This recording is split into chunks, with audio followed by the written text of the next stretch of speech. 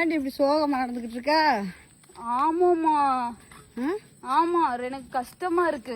எதுக்கு? நான் பொம்பளை பிள்ளையா இருக்க போய் தானே நீ சேர்த்து விடல. எதுல? நான் இந்நேரம் ஆம்பளை பையனா இருந்தா இந்திய ராணுவத்துல நீ சேர்த்து விட்டுருப்பீல. சேர்த்து விட்டு என்ன செய்ய? அப்படி இந்நேரம் நான் ஆம்பளை பையனா இருந்தா இந்திய ராணுவத்துல சேர்த்து விட்டு இப்ப இந்தியா நடக்கிற போர்ல நானும் கலந்துருப்பேன்ல. போர்ல கலந்துருந்தேன்னா நம்ம இந்தியாவுக்காக போர் செய்து அதுல நான் செத்து போயிருந்தேன்னா கூட அவ்வளவு சந்தோஷமா இருந்திருப்பேமா.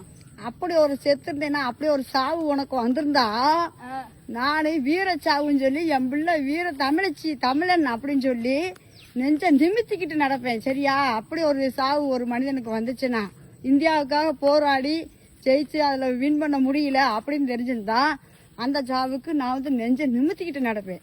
நீ சொல்லவே எனக்கு சிலுக்குது. சிலுக்குதா? என்னது நீ சொல்லல எனக்கு அடி உடம்பெல்லாம் புல்ல அரிக்குதுமா. அப்ப நீ ஆம்பளை பையல அடுத்த பிறவில நீ ஆம்பளை பையலா பிறந்துரு.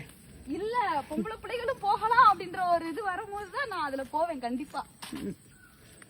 ஓகே, இவ்வளவு ஆசை ஆர்வம் இருக்கு உனக்கு.